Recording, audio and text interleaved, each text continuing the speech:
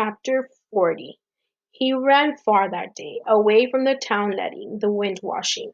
When he returned to the West End, he heard in the distance Mrs. Pickwill whistling to her children at dinner. Though he had heard the whistle many times, he had not answered it since his first day in town. Now he felt, as he had that day, that it was meant for him. This time, of course, there was a difference. He was no stranger. He was Maniac Magee, the kid who had walked barefoot through the dump near their house. The Pickwill kids cheered when he showed up and treated him like a legend in the flesh. Mrs. Pickwill did better. She treated him like a member of the family, as if he would have been surprised as if she would have been surprised if he hadn't come on the whistle. Nor was Maniac the only visitor for dinner. Mr. Pickwill had brought home a down and out shoe salesman in sore need of sympathy and a good meal. As Maniac ate and talked and laughed his way through dinner, he couldn't help thinking of the Beals.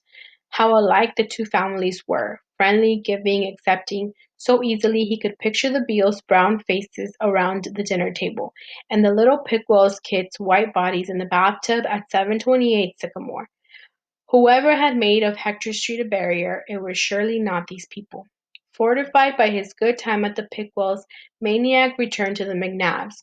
After the East End scare, Russell and Piper no longer demanded stunts of him in return for attending school. On the one hand, this was a relief to Maniac. On the other, it left him with less influence over them.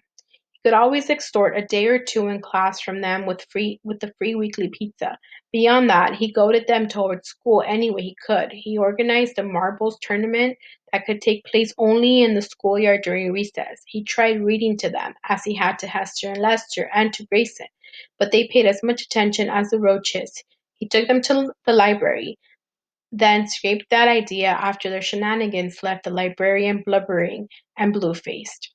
Then May arrived with its warm weather and blew away what little power he had left. The boys began again to dream of travel. Wood appeared in the backyard. They were building a raft. Gonna sail down the river to the ocean, they said. One day he heard Francie horn honking and screaming. He turned to see an ancient, rusty gas hot convertible rolling by, with Russell behind the wheel and Piper jumping up and down and shrieking in the back seat. By the time Maniac caught up, they were gone and the car was shuddering against a telephone pole. Another time he had to run them down and haul them back to Dorsey's grocery, where he had them empty their bulging pockets of the 50 bubble gums they had stolen. It was maddening, chaotic time for Maniac. Running in the mornings and reading in the afternoons gave him just enough stability to endure the zany nights in the McNabs. When he asked himself why he didn't just drop them, the answer was never clear. It wasn't so much that he wanted to stay as that he couldn't go. In some vague way, to abandon the McNab boys would be to abandon something in himself. He couldn't shake the suspicion that deep inside Russell and Piper McNab, in the prayer dark seat of their kidhoods, they were identical to Hester and Lester Beale, but they were spoiling, rotting from the outside in, like a pair of peaches in the sun. Soon, unless somebody did something, the rot would reach the pit. And yet he held back.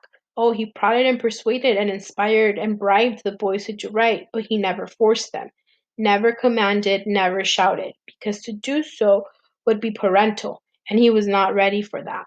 And how could he act as a father to these boys when he himself ached to be somebody's son?